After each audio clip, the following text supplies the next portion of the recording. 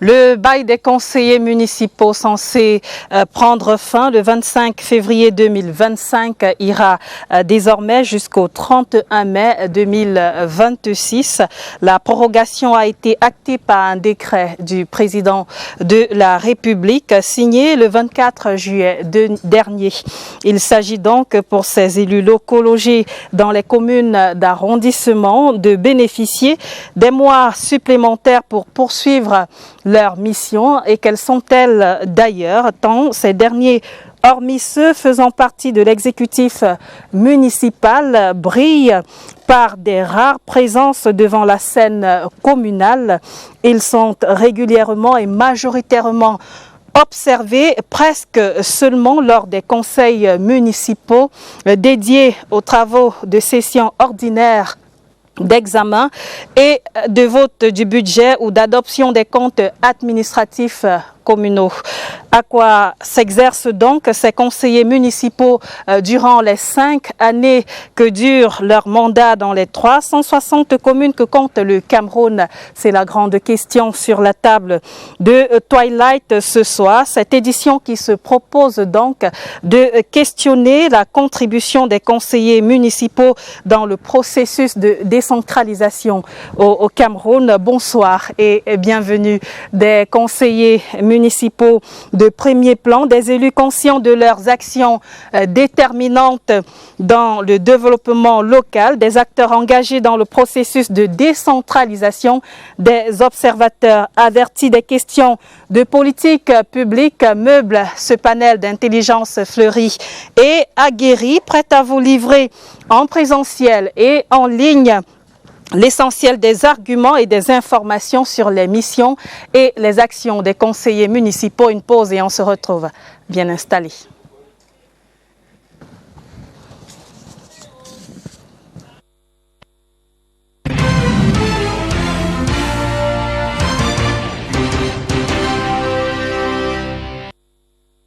Dans le panel et en présentiel ce soir, Joseph-Marie Bala, il est deuxième adjoint au maire de la commune d'Akwemon dans l'Union Esso, c'est dans la région du centre. Bonsoir et bienvenue. Bonsoir madame, merci pour l'invitation. Vous êtes notamment aux côtés de Brice Gabin Kamdem Kwam, chef de la division des affaires juridiques du ministère de la décentralisation et du développement local. Bonsoir et bienvenue. Merci Madame Esso et merci de l'opportunité que vous donnez au ministère de la décentralisation de discuter sur les problématiques liées au conseil municipal. Également sur le plateau ce soir, Dr Joseph Fabrice Binzi, développeur territorial et urbain. Bonsoir et bienvenue. Merci beaucoup madame, bonsoir et merci pour l'opportunité que vous avez offerte pour discuter des questions de développement local. Last but not the least, en présentiel, Henri Séverin Assembe, administrateur directeur de l'Institut des hautes études sur la gouvernance territoriale et la décentralisation. Bonsoir et bienvenue. Bonsoir Carlette et bonsoir aux téléspectateurs de CIATV. C'est un plaisir de partager sur les questions qui rythment la vie de nos territoires aujourd'hui. Nous aurons également en ligne, notamment depuis Douala, Carlos Ngualem, grand conseiller à la communauté urbaine de Douala. Il est aussi conseiller municipal à la commune d'arrondissement de Douala à 5e et du côté de la région de l'Ouest de l'Est comme autre panéliste. Nous tenterons d'entrer en contact avec David Fernand Ebo, conseiller municipal de la commune de Mindouro, dite commune de l'émergence dans le département d'Union Esso, région de l'Est. On va d'ailleurs plutôt vous contacter tout de suite. On espère que vous êtes en ligne, David Fernand Ebo, depuis la région de l'Est. Merci donc de nous joindre en direct de Mindouro. Alors, nous espérons que la journée a été belle de ce côté-là, notamment. Vous participez à ce plateau en tant que conseiller municipal. Combien êtes-vous déjà? Et rappelez-nous d'entendre vos missions.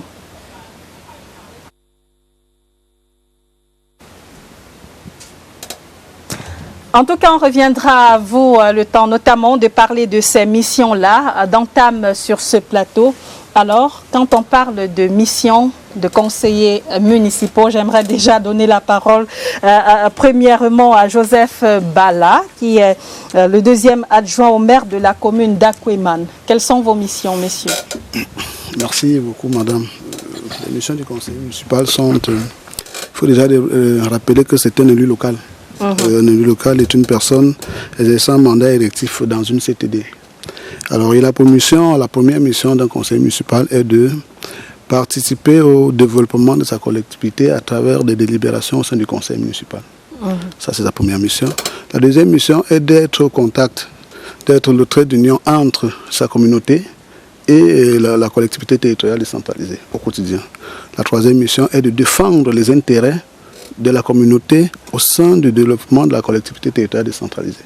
Voilà en gros les trois missions fondamentales d'un conseil municipal. On s'arrête là en recevant ASMB, c'est complet, ces missions. Je ne serais pas très à l'aise de parler des missions des élus locaux alors que leurs encadreurs sont là. Nous avons le chef de division des affaires juridiques au Mindevelle qui est mieux placé tout autant que le représentant des CVUC pour parler de ces questions. Je serais plus à l'aise de parler des interactions qui ont cours ou qui doivent avoir cours dans la structuration du développement économique entre Pour les qu'on y acteurs. arrive, il faut déjà savoir ce que sont donc ces missions-là des conseillers municipaux. Docteur Joseph Fabrice Mbinzi. Merci beaucoup, madame. Je pense que à la suite du maire, un conseiller municipal, justement, c'est un élu de proximité, parce qu'il y a l'aspect proximité, comme le maire l'a si bien dit, qui a pour mission principale de guider l'action publique locale et d'accompagner le maire. Cette action-là se passe notamment par voie délibérative. Donc, c'est un acteur essentiel et un acteur clé du développement local qu'il va peut-être au cours de l'émission, on pourra voir comment est-ce que ces missions peuvent évoluer en fonction de 2004, de la loi de 2004 en passant à celle de 2019. Je pense qu'il y a quand même eu des évolutions majeures qui placent désormais le conseil municipal comme un acteur stratégique. Nous avons, à l'entame ici, vous avez parlé de la prorogation des élections. Vous savez que désormais, les conseillers sont courtisés parce qu'ils ont au moins une légitimité pour pouvoir, si un candidat potentiel veut prétendre à une fonction présidentielle, vous savez que les élus locaux sont incontournables. Donc c'est un acteur clé. Incontournable, oui. Dans quelle mesure? Incontournable parce que la critériologie est claire. Pour être président, peut-être au président de la République, il va falloir au moins avoir un élu. Et l'élu qui est le plus facile parfois à avoir, c'est le conseiller municipal. Parce que, comme je l'ai dit, c'est un élu de proximité qui est, comme monsieur le maire l'a dit, qui est l'interface entre le maire et les populations et qui accompagne justement et suit l'action publique locale au quotidien. Facile à voir, vous partagez cet avis. Brice Gabin Kamdem Kwam, chef de la division des affaires juridiques au Mindevelle. Facile à avoir, je ne sais pas. Je ne suis pas un acteur du champ politique, même si très proche des problématiques parce que travaillant sur la question de décentralisation. Mais pour répondre à la question, en m'alignant derrière ce que le maire a relevé, l'élu, le conseiller municipal est d'abord un élu local qui est effectivement une personne qui accède à cette fonction à travers le suffrage. Mais ce qu'il faut dire, c'est que nous pensons qu'on peut subdiviser les missions du conseiller municipal en deux catégories. La mission principale ou première, si je peux le dire ainsi, serait une mission de représentation. Parce que lorsqu'un conseiller est élu, il vient d'abord pour représenter. Parce que la notion de mandat, d'élection, est d'abord consubstantielle à la notion de démocratie, qui est l'un des enjeux de la décentralisation aujourd'hui, parce que on a clairement énoncé par le Code général des collectivités que la décentralisation sera l'un des axes majeurs de promotion de la démocratie au niveau local. Et donc, la fonction première d'un conseiller, c'est de représenter. Au-delà maintenant de cette fonction première qui est celle de représenter, il y a donc tout un ensemble de missions spécifiques qui accompagnent donc cette mission de représentation. Et ces missions, on peut en dénombrer principalement 6 grandes. La première, c'est d'abord une fonction de participation. Cette fonction de participation implique que parce que je suis conseiller, parce que je suis élu, j'appartiens à un organe. Et cet organe, je dois donc participer aux sessions de cet organe. Je dois également participer à l'ensemble des activités que met en place cet organe. Je dois également participer à préparer les sessions, à mener des actions qui ont été décidées dans le cadre donc, de l'organe. La deuxième grande action serait celle de l'information.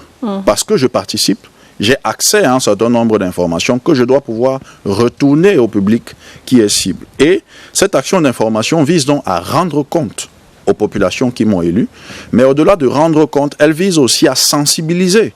Parce que je prendrai par exemple sur la question des ordures ménagères, il y a beaucoup d'efforts qui peuvent être faits et il est question de voir comment tel conseil municipal peut sensibiliser sur cette problématique les populations qu'il représente. La troisième fonction serait une fonction de relais. Relais dans le sens où des populations qu'ils représentent ont des difficultés, des problématiques qu'ils souhaitent exprimer. Et par le biais de la démocratie représentative, le conseiller municipal a le rôle donc de porter les doléances des populations pour les transmettre au niveau du conseil municipal et pareillement de prendre les informations qu'il a pu avoir et de les retourner vers la population. La quatrième fonction serait une fonction de promotion. Une fonction de promotion qui invite ici à dire que le conseil municipal devrait être un acteur de promotion du développement au niveau local. Et cette fonction donc vise à accompagner les initiatives qui sont mises en place par la commune, accompagner par exemple la participation citoyenne, aider les populations à adhérer aux initiatives qui sont mises en place par la commune. Et il y a une cinquième qui est une action de formation. Cette action de formation implique que le conseil municipal a, j'ai envie de dire, un devoir de se former d'abord. Parce que lorsqu'on accède aux fonctions de conseiller municipal, on est un citoyen lambda, on n'a pas forcément toutes les connaissances liées aux problématiques de la décentralisation. Donc il y a une nécessité de se former, mais aussi de former. Parce que lorsque l'on informe, on forme par la même occasion. Et donc il y a également l'action de formation à l'endroit des populations qui peuvent ne pas comprendre les enjeux. Parfois, on peut poser un problème d'électricité à une commune qui n'a pas de compétences dans ce domaine. Le conseil municipal doit pouvoir dire ce problème que vous posez, oui, il est pertinent, mais il ne relève pas de la compétence de la commune. Il y a donc une nécessité de former la population non seulement sur les compétences, mais sur les enjeux d'un certain nombre de choses. Et la dernière des grandes fonctions, c'est une fonction de suivi et de contrôle. Le conseiller municipal suit l'action de la commune, mais aussi contrôle l'action de la commune. Pas un contrôle au sens répressif, mais un contrôle pour dire que lorsque on a des projets qui s'exécutent, je peux passer dans la localité dans laquelle je me trouve, je regarde, est-ce que ce que nous avons par exemple eu à discuter pendant la session, c'est ce que je vois sur le terrain. Et si ce n'est pas ce que je vois sur le terrain, je vais donc forcément retourner lors de la session et dire, j'ai fait un contrôle à vue d'œil, et ce que j'ai vu ne semble pas être ce que M. le maire nous a décrit pendant la session. Donc il y a ces différentes fonctions qui sont celles du conseiller municipal.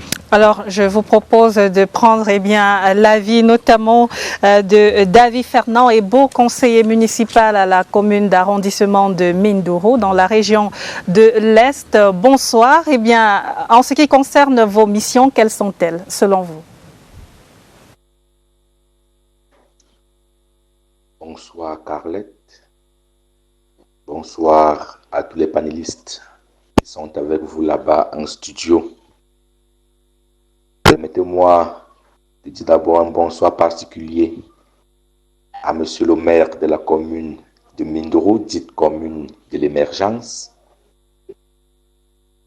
à toutes les masses laborieuses du peuple de l'émergence, à tous vos millions de téléspectateurs, et bonsoir à tous les Camerounais. Conformément donc au code électoral à son article 173, la commune de Mindoro ayant moins de 50 000 âmes, son conseil municipal est donc constitué de 25 conseillers municipaux. Quelles sont les missions d'un conseiller municipal?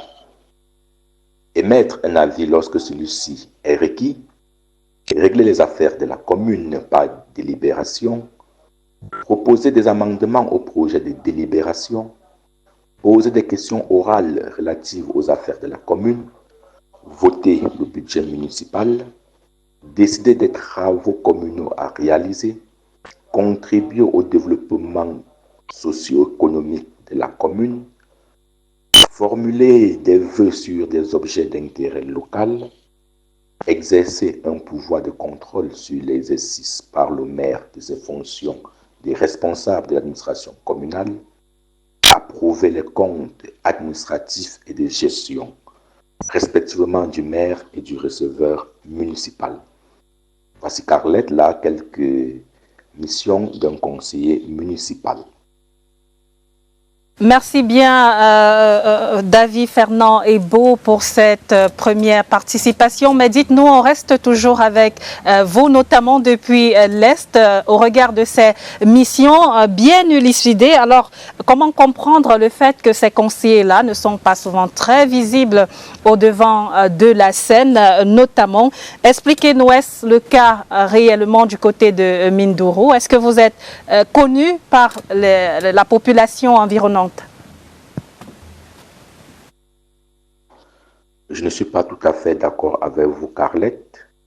Lorsque vous dites que les conseillers municipaux sont généralement pas très connus par la population, nous parlons des élus dont l'élection est locale et qui connaissent une campagne de proximité.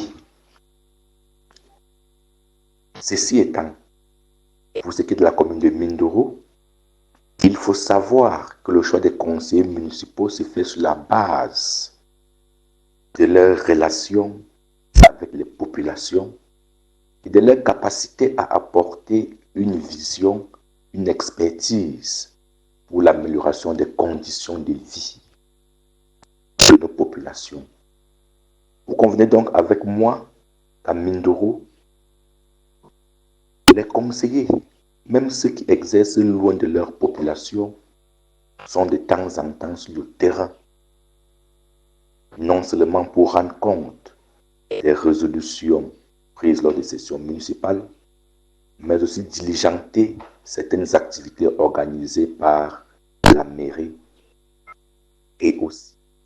Merci bien David Fernand Ebo, qui n'est pas tout à fait d'accord avec moi, Joseph Marie Bala. Vous pensez être connu par la population. Alors, qui est d'abord un conseiller municipal?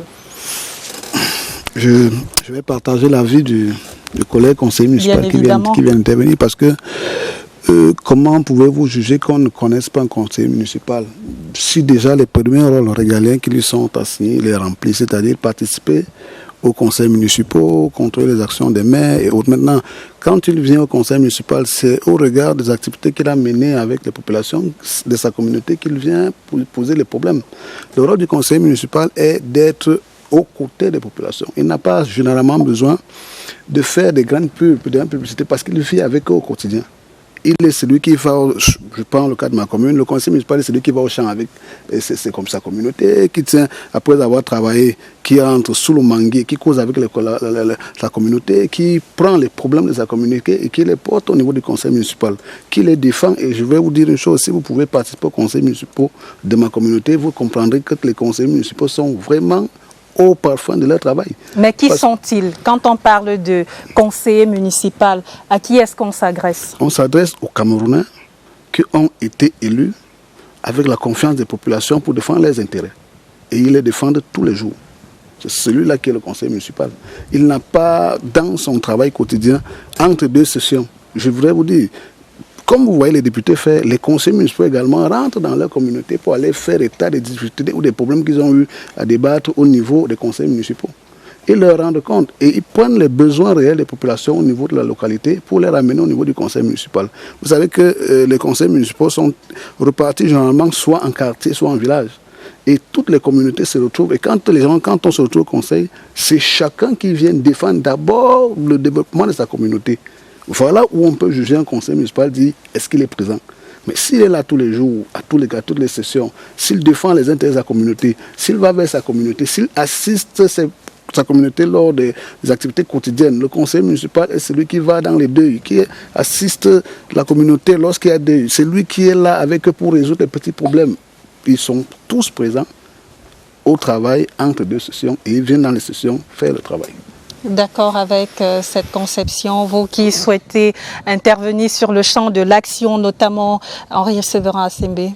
Du point de vue du citoyen que je suis, le conseiller municipal a par principe vocation à être connu.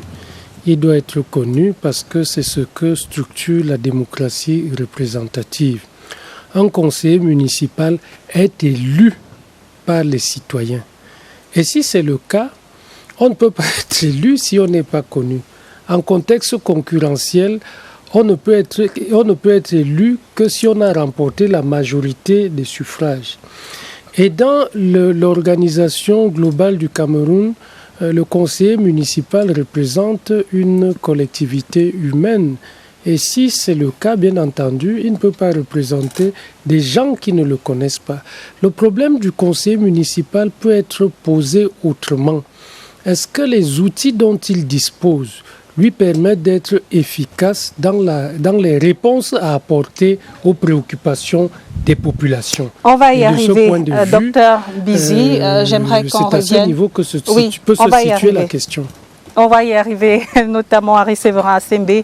Mais docteur Bizi, parlons de conseiller municipal, ce profil connu-là. Vous partagez cet avis? C'est un représentant connu par le peuple qui l'a élu? Oui, je partage cet avis et j'aimerais rappeler que le maire est d'abord... De manière pratique. De manière pratique, le maire est même d'abord un conseiller municipal. Ça veut dire qu'il y a Mais il n'est pas le seul.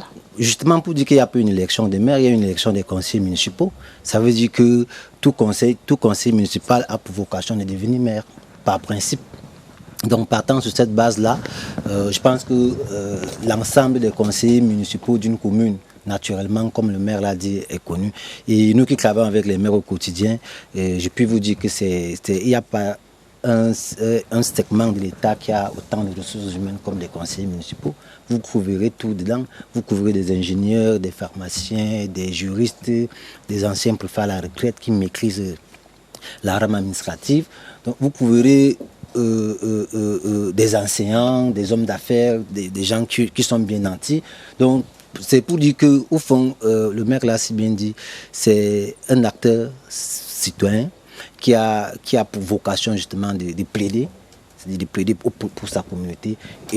Parce que la commune, c'est le commun. C'est de construire des communs ensemble pour pouvoir provoquer le développement local. Donc, il serait inconcevable pour qu'un conseiller ne soit pas connu. Parce que déjà, pour être élu, il y a l'obligation de résidence, qui est une condition sine qua non. Donc, vous ne pouvez pas être élu à Yaoundé premier alors que vous résidez chez le maire, par exemple, dans l'Union ISO. Donc, naturellement, tous les conseillers sont connus, mais peut-être, parce qu'il faudrait peut-être qu'on fasse la nuance, la commune, c'est l'organe qui est le conseil municipal qui gère les délibérations, et il y a l'exécutif municipal. Donc, on ne saurait donc confondre les deux organes. L'exécutif a vocation à être connu parce que c'est lui qui parle au nom des conseillers. Donc, naturellement, vous allez donc plus voir des maires à la télé, des agents maires. Vous allez moins voir des conseillers. Cela ne veut pas dire qu'ils ne travaillent pas. Mais c'est pour dire qu'on n'aura pas une situation comment dirais-je ça, de double représentativité.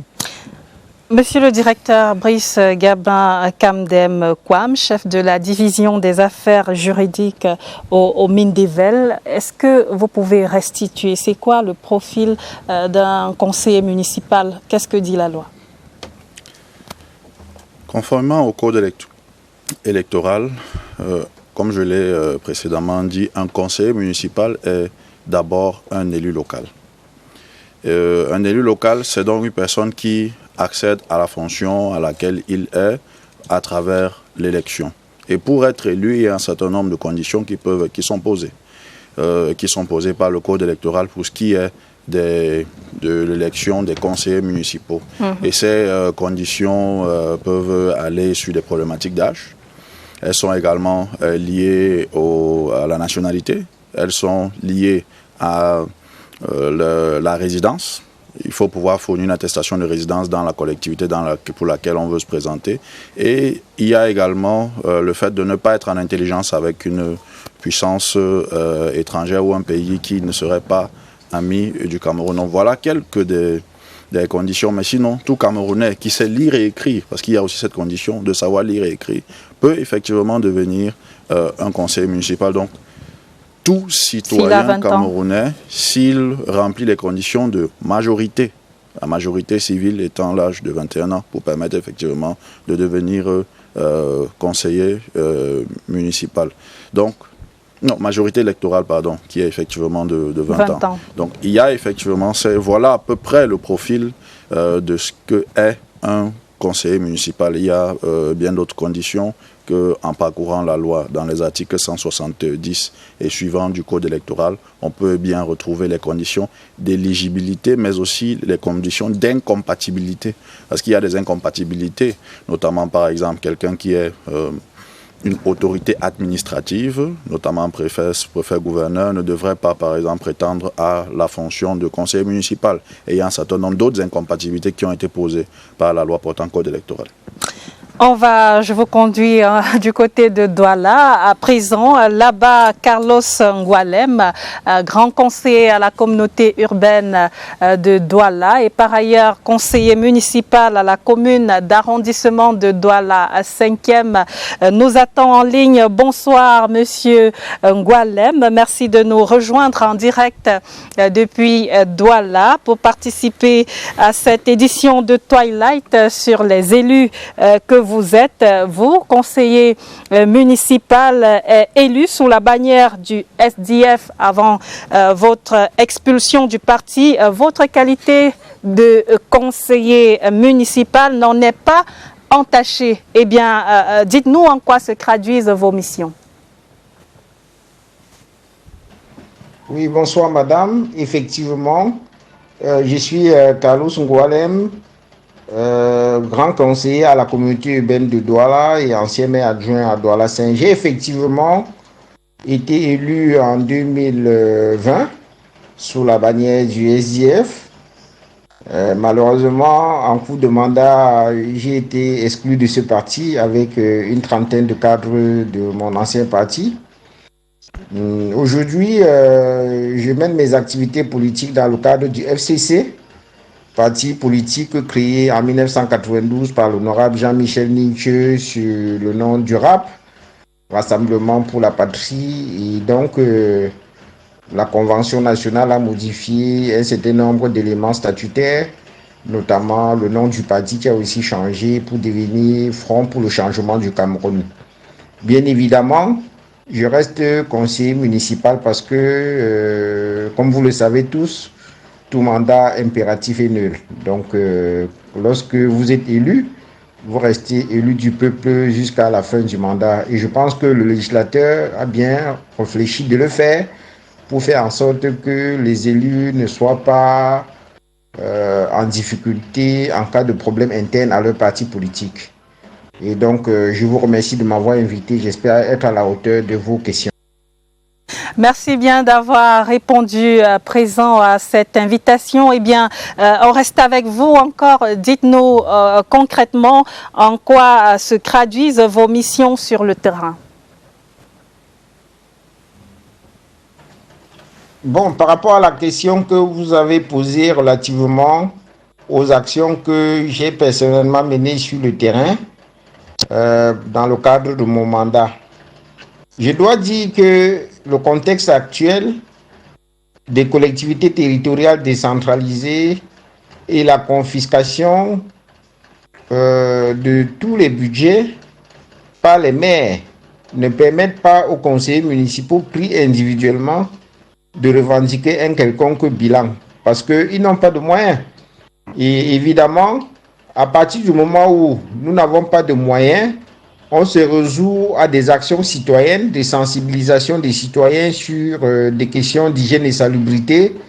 Et puis aussi, nous utilisons notre position pour faire du lobbying, pour obtenir un certain nombre de projets dans nos quartiers respectifs. C'est ce que nous avons essayé de faire pour obtenir un certain nombre de projets tels que les DALO et les doubles DALO qui ont été construits dans plusieurs quartiers. Et évidemment aussi, nous participons aux journées citoyennes de propriété pour faire en sorte que la salubrité publique revienne dans nos quartiers respectifs. Ce n'est pas du tout évident, mais nous continuons à nous battre en espérant qu'un jour, il y aura une véritable décentralisation permettant aux élus locaux effectivement de travailler sur le terrain. Eh bien, c'est en ça que se traduisent vos difficultés sur le terrain. Les difficultés que nous rencontrons, c'est effectivement ce que je viens de dire tout à l'heure, à savoir le fait que les conseillers municipaux ne bénéficient pas d'une délégation de pouvoir en tant que tel. En temps normal, ils sont le représentant du maire dans leur quartier respectif, mais la plupart du temps, les conseillers municipaux, pour la plupart, sont combattus par ces mêmes maires qui voient en eux plutôt des personnes dangereuses qui peuvent demain avoir l'outrecuidance de guetter leur place. Donc, beaucoup de conseillers subissent une répression très très forte dans certaines localités et avec certains maires. Et la difficulté encore qui est la nôtre en tant qu'élus de l'opposition, parce que nous participons aux conseils municipaux dont notre parti n'a pas la majorité. Donc, à la base, c'est le parti au pouvoir, le RDPC, qui est majoritaire dans la commune d'où nous sommes élus. Ce qui fait en sorte que nous n'avons pas la possibilité d'obtenir facilement un certain nombre de projets pour nos quartiers. C'est une sorte de répression politique qui nous empêche de revendiquer un quelconque bilan et qui nous empêche d'avoir une certaine visibilité auprès de nos populations. L'objectif du maire, c'est de faire en sorte que vous n'ayez aucun bilan, que vous n'ayez aucun actif pour qu'à la fin du mandat, vous n'ayez pas un argument en tant que tel pour prétendre à une reconduction. Mais évidemment, nous utilisons toujours nos stratégies pour être présents dans la vie des populations. Merci beaucoup, Carlos Ngualem. On va vous revenir dans quelques instants. Le temps de réagir, notamment, monsieur le maire, vous avez été accusé là, carrément. Vous ne laissez pas travailler certains conseillers municipaux qui ne sont pas dans le staff administratif? Je voudrais au départ dire que peut-être les problèmes sont différents. Moi, je viens d'une commune qui est majoritairement, qui a 25 conseillers municipaux du RDPC. Donc peut-être, je ne sais pas, les problèmes ne peuvent pas être les mêmes. Donc ce que le conseil municipal dit, je ne saurais dire que ce n'est pas vrai parce que je ne suis pas dans son conseil municipal. Ouais. Mais ce que je sais est que les 25 conseillers municipaux de ma commune travaillent pour l'intérêt public. Ils travaillent pour le développement de notre collectivité territoriale décentralisée, indépendamment de d'où quelqu'un vient. Parce qu'après avoir défendu l'intérêt de ta communauté, si vous vous rendez compte que l'intérêt général est à mal, le conseil municipal a l'obligation d'intervenir pour que la collectivité territoriale décentralisée se développe. Donc pour moi, on peut avoir des points de vue différents ou divergents sur un certain nombre de choses. Peut-être qu'on peut ne pas bien adresser le problème, un conseil municipal peut ne pas bien adresser le problème qui peut-être est fondamentalement bien. Mais je pense que l'intérêt général est ce qui prône dans un conseil municipal. Parce que chaque conseil municipal vient pour voir sa commune grandir. Donc je suis un peu mal de penser que le maire puisse délibérément prendre des décisions qui ne favorisent pas le développement d'une collectivité territoriale décentralisée. Dans la pratique, est-ce que tous les 25 conseillers municipaux que compte votre commune notamment ont les mêmes droits, les mêmes que ceux notamment de l'exécutif municipal? Conformément à la loi, le conseil municipal, au niveau de la délibération, au niveau de l'instance de délibération, chaque voix vaut l'autre. Ça veut dire que s'il y a une délibération à prendre, le maire peut ne pas voter et que les 23 autres conseillers votent contre le maire, la délibération ne passe pas. Donc il n'y a pas un qui soit supérieur à l'autre au niveau des travaux menés au conseil municipal. Maintenant, et puis les projets dont on parle, ils sont issus d'un document qu'on appelle le plan de PCD, le plan de développement, qui définit un certain nombre de projets et avec ressort des priorités. C'est difficile généralement de voir quelqu'un qui arrive, un projet qui n'est pas dans le PCD, qui cherche à l'imposer, ça devient un problème. Si ça ne marche pas, le conseiller municipal peut penser que c'est sa tête qui ne plaît pas à l'exécutif. Non. C'est ensemble que nous décidons que voilà le plan communal de développement qui est là. Et à chaque année, on sort un plan d'investissement annuel. Ce sont ces outils qui permettent à l'exécutif de mettre en marche la politique publique locale. Bon, maintenant, je dis encore que je vois mal un maire assis, parce que je voulais vous dire, le bilan à la fin, le bilan de tout le monde. Ça veut dire que quand l'échéance arrive là, d'un parti d'opposition, c'est nous tous qui avons un siège au conseil municipal qui allons répondre des actions menées par l'exécutif. Donc je vois mal le maire qui, voyant la pertinence d'un projet, bien que venant de l'opposition, parce que ce n'est pas pour l'opposition qui travaille. Si c'est un puits, le puits qui est mis dans un quartier où l'opposition aurait, où le conseil municipal serait l'opposition, ce puits-là va alimenter tout le monde, y compris le maire qui passera par là, il boira de cette eau. Donc je ne vois pas fondamentalement les raisons qui peuvent permettre à ce que ce puits ne soit pas accepté. Henri Séverin Assingbe, là on a parlé des difficultés, un problème de visibilité, notamment auprès des représentants qui ont élu ces conseillers municipaux-là. Les élus locaux se déploient dans un espace qui est public et qui est essentiellement un lieu de conquête. L'espace public est un lieu de conquête. Dès lors que cela est dit, il s'entend clairement que les conseillers au sein d'une commune sont dans la conquête de cet espace. Et cette conquête peut se déployer sur un ensemble d'arènes. Et je partage moyennement l'avis du maire tout à l'heure parce que nous avons des collectivités où des acteurs appartenant à un même parti politique se livrent une guerre féroce. Nous avons des collectivités où les élus locaux décident parfois de déposer un maire qui appartient à leur parti. Et nous avons des collectivités où un peu moins que la moitié des membres du conseil ne prennent pas part aux activités, c'est-à-dire que nous avons la majorité qui a 15 conseillers favorables et l'autre minorité qui a 10 conseillers favorables. Quand le conseil siège, si les autres se mettent à discuter, on dit non, écoutez, bon, comme nous sommes dans un pays démocratique, nous allons appliquer les règles de la démocratie et on lève la main. Et si nous nous appuyons donc sur cette perspective, on comprend très clairement que le maire qui n'a pas été élu par 25 conseillers, 35, 41 ou je ne sais combien, ou alors qui n'a pas été élu à 100%, n'a pas vocation à consommer la concurrence qui pourrait advenir. Parce que la vocation d'un homme politique, c'est de perdurer sur le temps. Le pouvoir, c'est sa conquête. C'est la redistribution pour permettre la conservation et la perpétuation, il n'y a pas autre chose. Lorsque vous avez dit cela, chacun des conseillers est un potentiel maire. Et s'il est un potentiel maire, il devient un danger électoral pour le maire en fonction. Et si vous avez un danger face à vous, qu'est-ce que vous faites? Vous mettez simplement en marche des conditions qui ne permettent pas à celui qui pourrait vous challenger dans quelques années de pouvoir se déployer. On va donc le priver d'informations, on va le priver de ressources, on va l'ostraciser, on va utiliser toutes les mécaniques qui permettent de le réduire à sa plus simple expression, de telle sorte qu'il ne soit pas viable au moment des renouvellements. Très bientôt, sur l'ensemble du pays, on parlera de renouvellement. Les maires les exécutent. D'abord, les conseillers municipaux vont remettre leur mandat sur la table. Naturellement, de manière incidente, les exécutifs municipaux vont remettre le leur sur la table. Comment ça va se passer?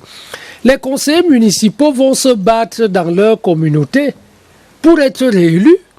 Et naturellement, les exécutifs municipaux en feront de même. Si vous ne vous êtes pas bien préparé et que vous avez permis à votre premier adjoint, deuxième adjoint d'être plus rayonnant que vous, c'est évident que le choix des populations ou des conseillers de manière indirecte se portera sur lui et cela conforte l'hypothèse déployée énoncée par l'élu de la ville de Douala, qui appartient à un conseil où naturellement il est difficile qu'on lui permette d'avoir des marges de manœuvre. Sur un second plan, la question d'intérêt général est ici à modaliser. Parce qu'en matière théorique, ça a du sens.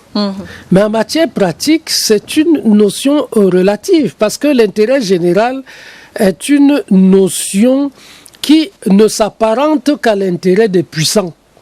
le consensus dominant définit ce qu'on appelle l'intérêt général et dit que ce qui ne rentre pas dans sa façon de voir les choses s'appelle les intérêts particuliers ou des petits intérêts ou des intérêts égoïstes.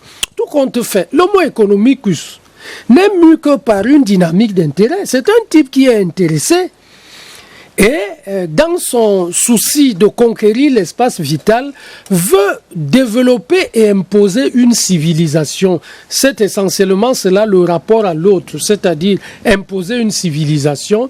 Et quand on impose une civilisation, c'est qu'on a une vision claire des valeurs, des principes, des façons de se déployer, des structures normatives qui font la coercition et permettent aux uns aux autres de se retrouver dans un chénal. Ceux qui sont en dehors se retrouvent en dehors des grands principes et il est tout à fait normal qu'on pense qu'ils ne sont pas mus par l'intérêt général et qu'ils sont mus par des intérêts qui n'ont rien à voir avec l'intérêt général. Pour me résumer, le conseil municipal est un lieu de conquête parce que l'espace public est un lieu de conquête et il est tout à fait normal et démocratiquement autorisé que les avis soient divergents au sein de ces espaces, mais l'organisation sociale voudrait qu'il y ait un décideur et ce décideur est celui qui a les outils de puissance qui lui permettent de réduire ceux qui sont dans des dispositions différentes.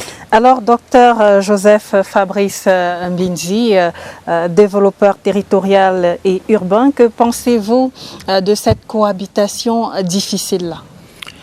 Merci. Je pense déjà, je parle sur le contrôle des maires, je ne partagerai pas forcément l'avis du conseil de Douala parce que la loi est claire. Les conseils municipaux sont divisés en commissions. Ça veut dire qu'il est difficile pour qu'un conseiller soit isolé. En fonction de la taille de la commune, ils sont de manière délibérative, on arrête des commissions. Ça suppose que si vous avez des sensibilités sur les questions des finances, vous irez forcément au niveau, vous siégerez à la commission des finances.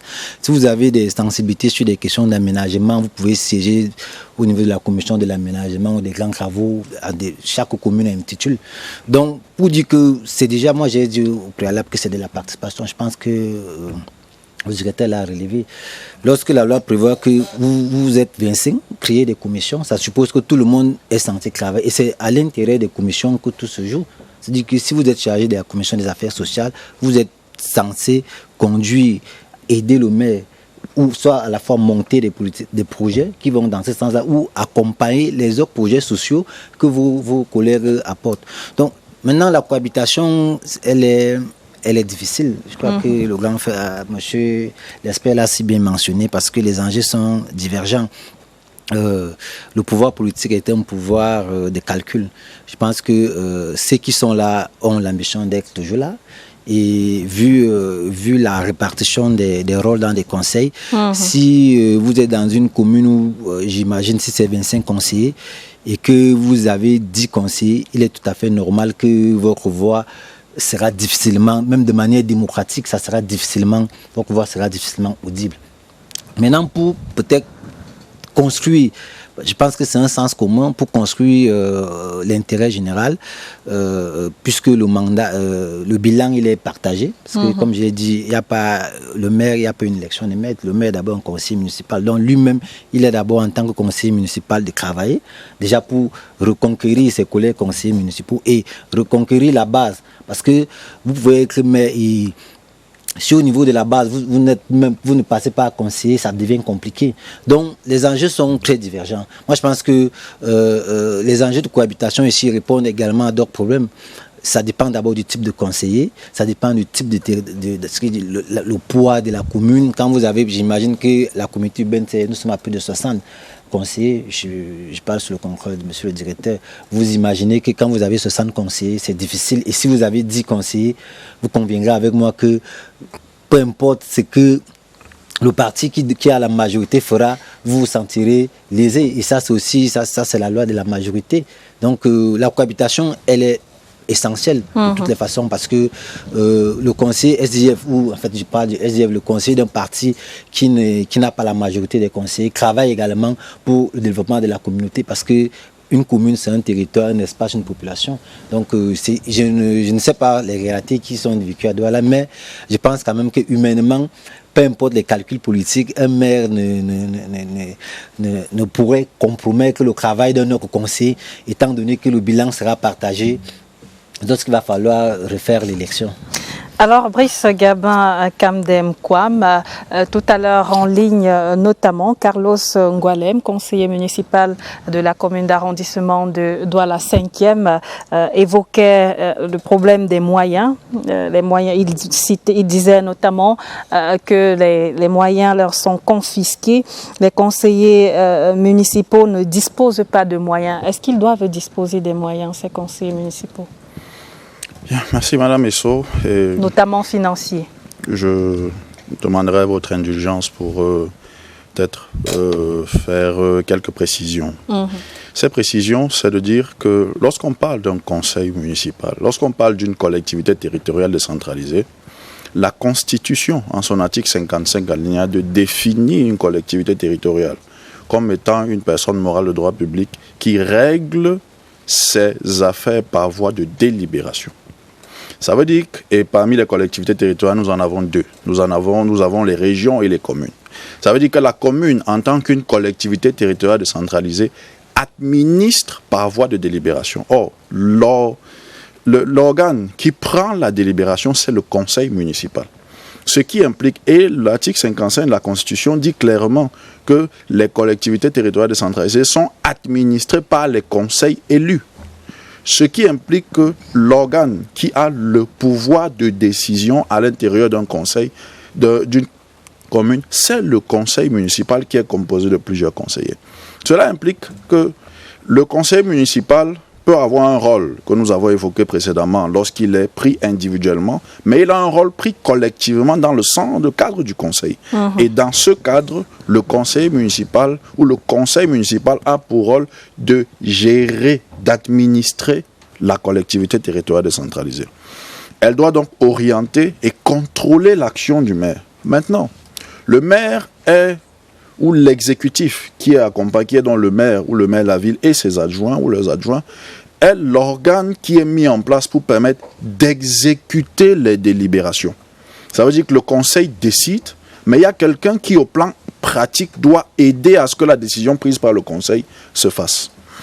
Et quand vous lirez le Code général des collectivités, vous allez voir qu'il n'y a que 2 ou 3 matières sur lesquelles le maire a des pouvoirs qui ne viennent pas du conseil.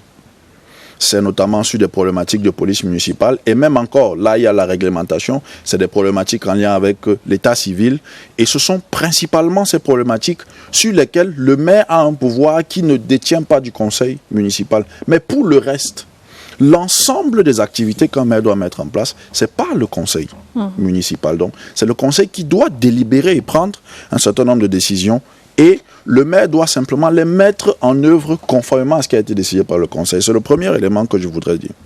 Le deuxième, c'est que la loi a organisé les mécanismes de fonctionnement des différents organes.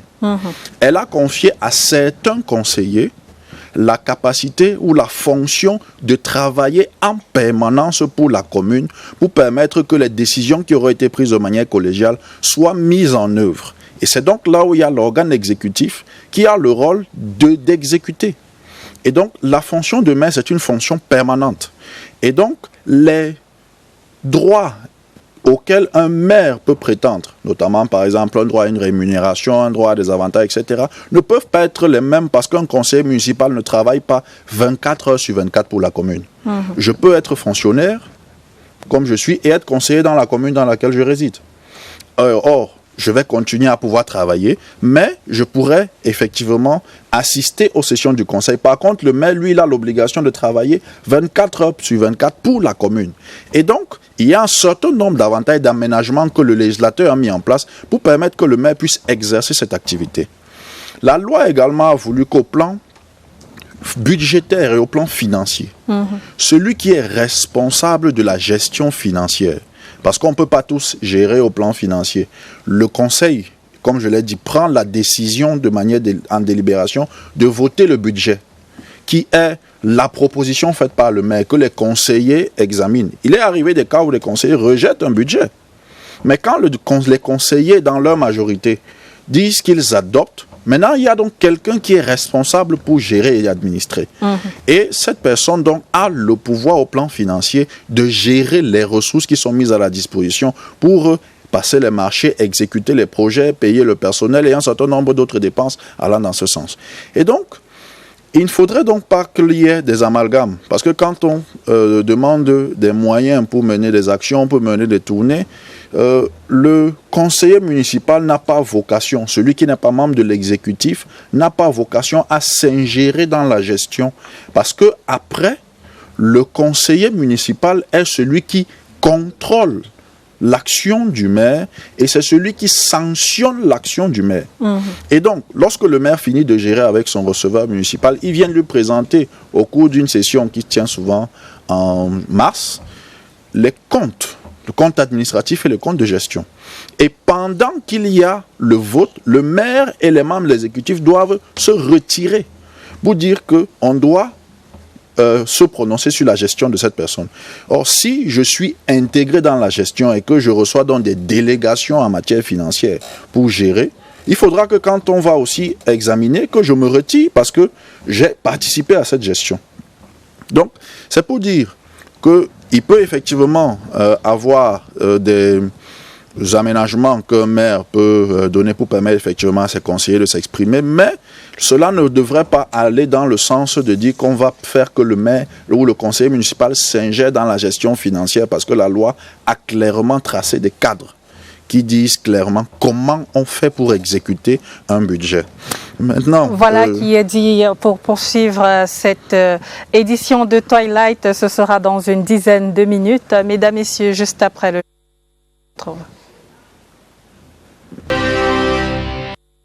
Bon retour sur le plateau de Twilight qui se poursuit sur le thème des conseillers municipaux, de leurs missions et leurs actions.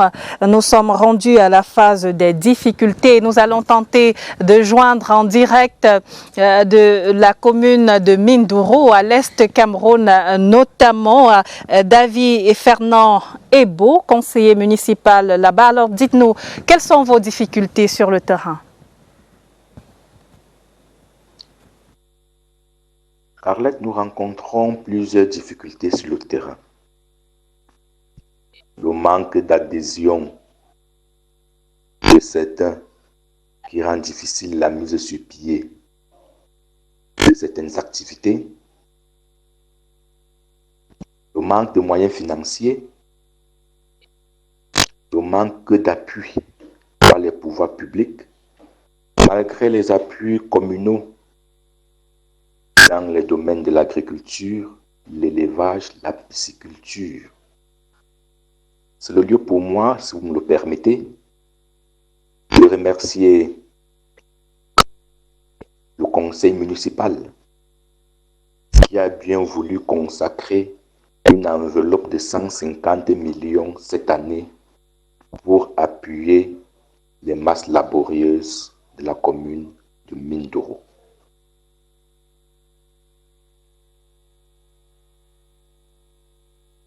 Pour cette autre contribution à ce débat de ce soir. Alors on se rend bien compte qu'il y a donc notamment ce problème de moyens financiers là qui a été évoqué, mais comment remplir donc les missions qui ont été citées sur ce plateau, notamment mission de représentation, mission de participation aux différentes sessions, mission d'information, mission de promotion du développement, mission de formation, mission de suivi et de contrôle. Comment les remplir, notamment si les conseillers municipaux ne disposent pas de moyens? Docteur Binzi. Merci. Pour remplir ces missions, je pense qu'il va falloir peut-être revoir le cadre juridique, mais le directeur l'a si bien dit, il y a un organe exécutif qui est le maire, et l'exécutif communal, qui est l'organe opérationnel au niveau des politiques publiques. On parle des conseillers municipaux oui, qui ont également des missions à remplir, mais qui ne disposent pas de moyens. Bon, en termes au niveau des missions, je pense que la mission principale d'un conseiller municipal... On l'a déjà dit. Bon, maintenant, au niveau des missions, je pense, à mon analyse... Comment les remplir ces missions-là? Bon, il va juste falloir qu'il y ait des ajustements, des mécanismes de promotion, et déjà relever que c'est de l'engagement citoyen, c'est de l'engagement politique. Peut-être que pour l'arsenal réglementaire actuel ne donne pas quitus à un exécutif communal d'accompagner financièrement un conseiller municipal.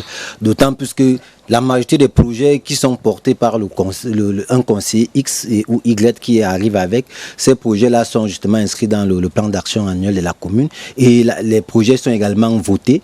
Peut-être, je pense qu'il va falloir peut-être des ajustements, des aménagements à ce que si un conseiller vient avec un projet, peut-être que le maire peut le désigner comme point focal si c'est un projet de développement, pour que si suit le projet sur le terrain, qu'il y ait des indemnités peut-être liées. Et là, il va aussi falloir que ça soit une délibération, que les autres conseillers acceptent que le maire prenne cette délibération-là de donner à ce conseiller ses avantages. Là, je pense que ça sera encore une autre équation. Mais Henri Séverin Assembe, administrateur, directeur de l'Institut des hautes études sur la gouvernance territoriale et la décentralisation. Les gens n'ont pas envie de faire.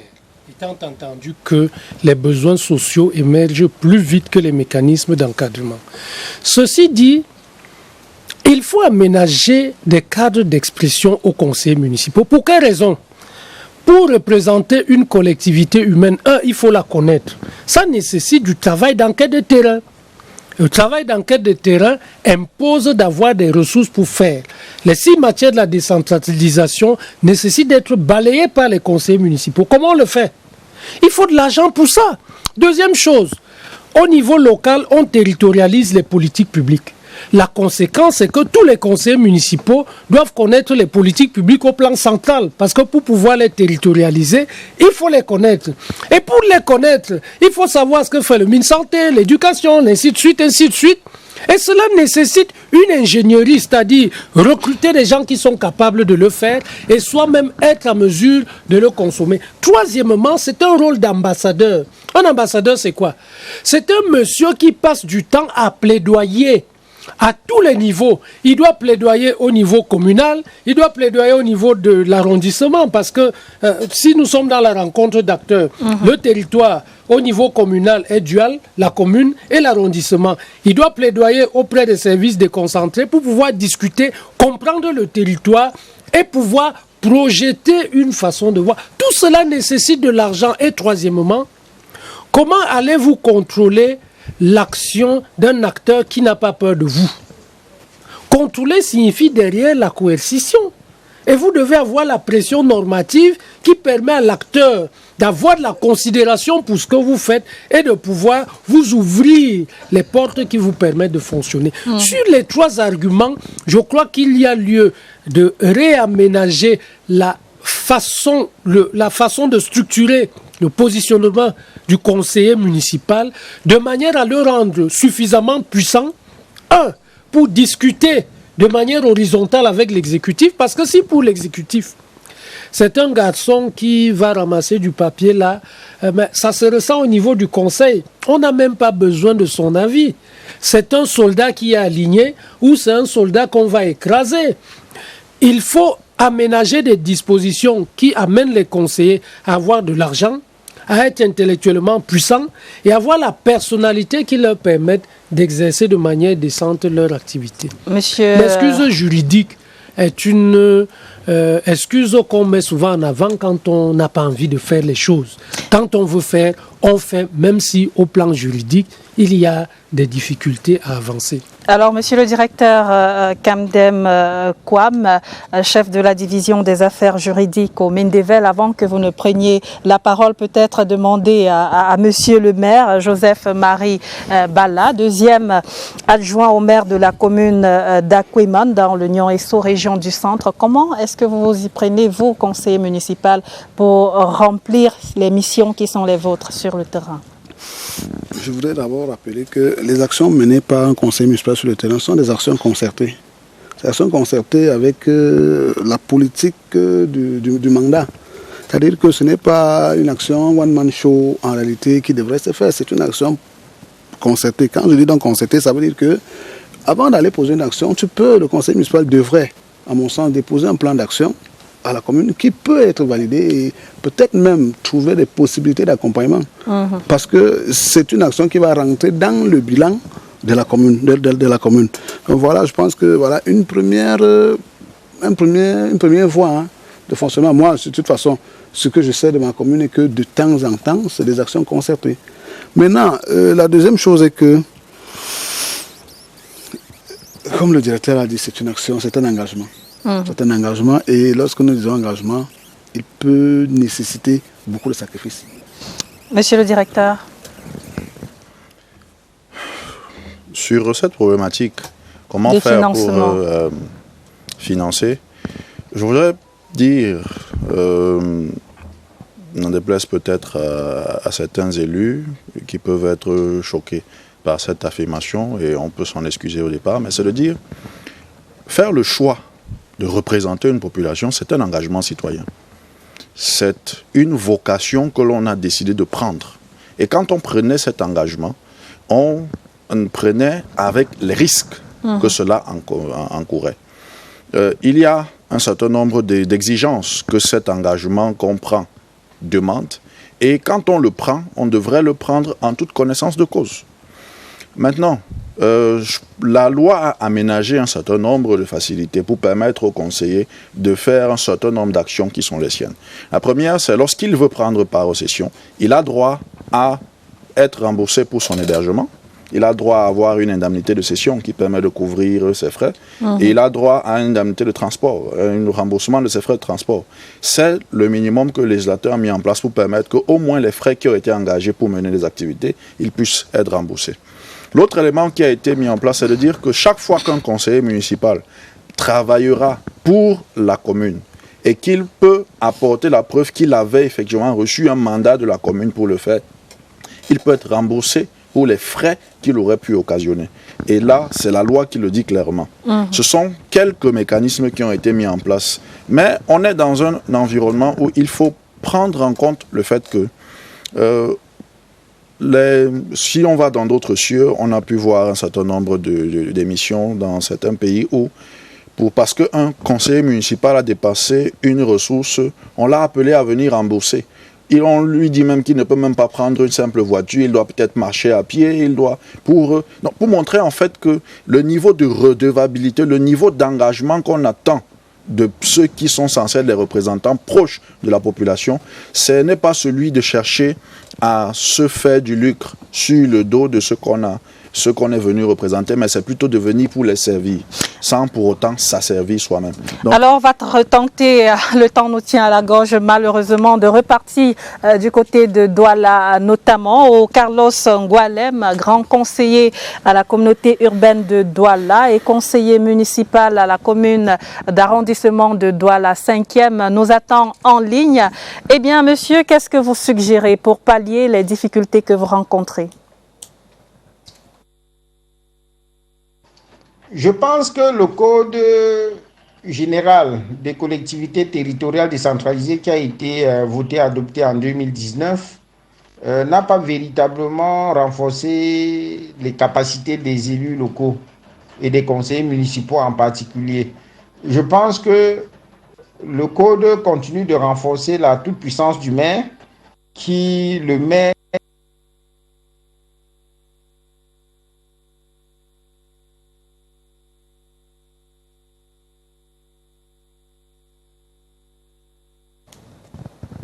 On vous écoute, Monsieur Ngualem. Vous poursuivez sur vos suggestions. Et aujourd'hui, je crois que l'une des choses qu'il faut quand même reconnaître, c'est qu'il y a aussi un besoin de formation. Beaucoup d'élus locaux ne sont pas formés, ne connaissent même pas leurs droits, ne savent même pas que c'est le conseil qui a le pouvoir. Parce qu'en réalité, le conseil a plus de pouvoir que le maire. Mais les conseillers municipaux ne savent pas s'en servir, ils ne s'en servent pas suffisamment. Ce qui fait que c'est le maire, parce qu'il a la signature du bon de commande, parce qu'il a la signature sur le budget, et que parce que lui, il a les facilités d'avoir des ressources financières. Je crois que c'est cette réalité économique qui rend les conseillers municipaux assez fébriles face aux maires. Et je pense qu'il faudrait que le législateur revoie cette situation, et il faudrait que même le représentant de l'État ne soit pas trop ami avec le maire sur les questions de gestion des collectivités. Il faut rester dans le droit, il faut rester dans le cadre du code. Merci à vous. On va immédiatement à votre suite mettre le cap sur Mindoro, où là-bas le conseiller municipal David Fernand Ebo nous attend. Alors vous, quelles sont vos suggestions?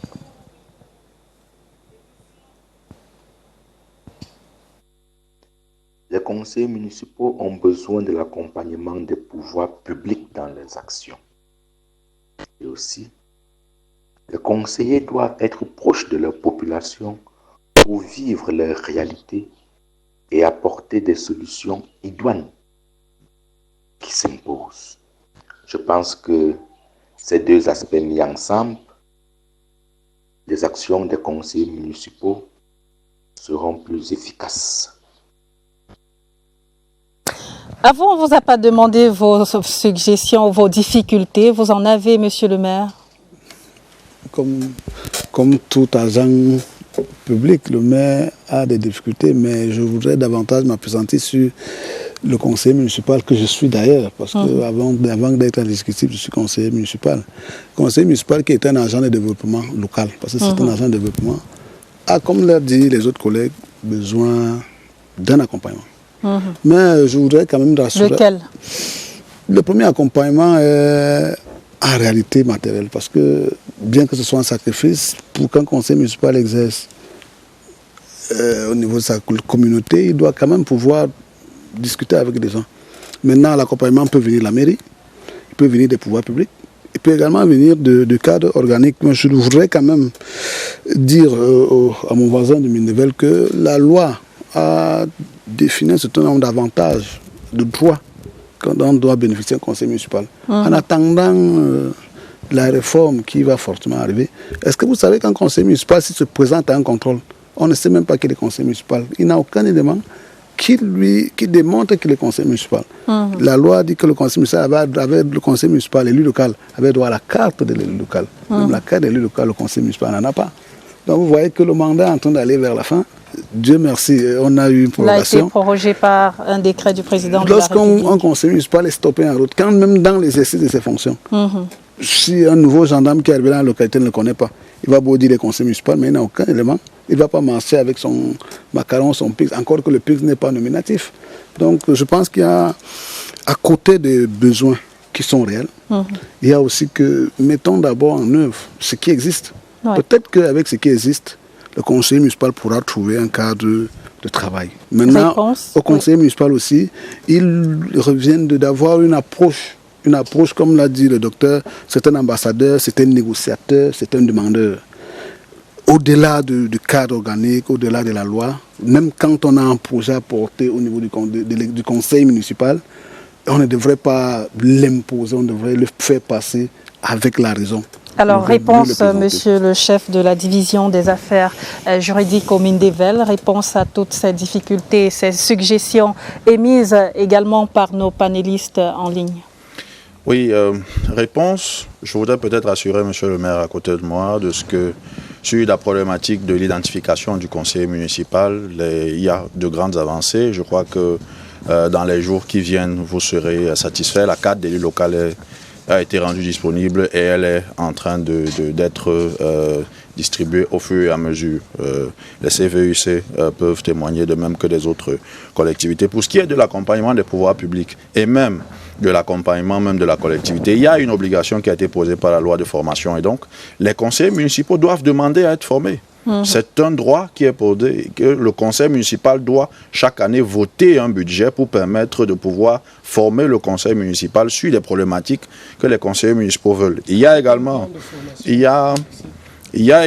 la question de la protection, qui est même celle du conseiller municipal, parce qu'il est clairement écrit dans la loi qu'un conseiller municipal, dans l'exercice de ses fonctions, qui se ferait brutaliser ou par un quelconque individu, peut avoir la protection de l'État en termes de poursuites qui seront exercées par les personnes qui auront exercé des violences à son encontre. Donc, il y a un appui, il y a un certain nombre d'actions qui sont menées en vue de former. Le ministère de la décentralisation, dès les premiers moments de mise en place des conseils municipaux en 2020, avait lancé effectivement un ensemble d'actions de formation et de renforcement de capacité à l'endroit des conseils municipaux sur l'ensemble du territoire national. Et c'est des initiatives qui, lorsqu'elles sont demandées par les collectivités, sont renouvelées, soit par les acteurs qui se trouvent sur le terrain au niveau local avec les représentations locales du ministère, ou même par les services centraux lorsque certains élus locaux demandent à voir des représentants. Le ministre marque toujours un accord favorable pour permettre d'accompagner dans le cadre de la formation. Donc, et ce n'est pas seulement le cas du Mindevel, c'est le cas de l'ensemble des acteurs gouvernementaux qui, dans ce domaine, apportent leur appui pour permettre de capaciter le maire, le conseil municipal. Peut-être je termine par là. Il ne faudrait pas seulement voir que c'est la commune qui doit être la mamelle nourricière de toute action qu'un conseil municipal peut avoir. C'est un homme de lobbying. C'est un homme qui peut effectivement lui-même créer les ressources qui permettent de pouvoir mener son action. Elles peuvent venir même des contributions des populations qui l'ont élu. S'il est un représentant, s'il est quelqu'un qui a été porté par sa population, ceux-ci peuvent effectivement permettre qu'il puisse mettre en œuvre les activités qu'il définira avec eux pour leur bien-être. Et ensuite, donc il y a aussi à amener nos élus à être des acteurs du développement et non plus seulement être des personnes qui veulent dépendre du conseil municipal ou de la mairie qui n'a pas toujours les moyens au regard des grands besoins qu'ont nos populations pour fournir tous les besoins que peut exiger un conseil municipal. Eh bien, c'était la dernière prise de parole sur ce plateau de Twilight, édition du mercredi 31 juillet 2024. Mesdames, Messieurs, merci de nous avoir regardés.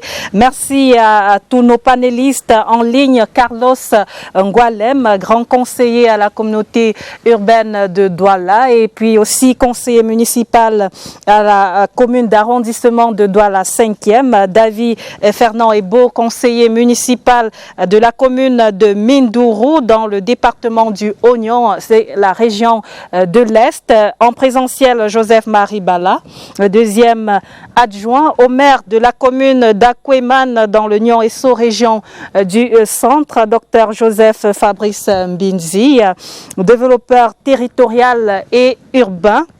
Henri Séverin Assembe, administrateur directeur de l'Institut des hautes études sur la gouvernance territoriale et la décentralisation. Et puis Brice Gabin Kamdem Kwam, chef de la division des affaires juridiques au ministère de la décentralisation et du développement local. À nos équipes techniques et rédactionnelles, merci. Nos programmes se poursuivent sur CRTV News.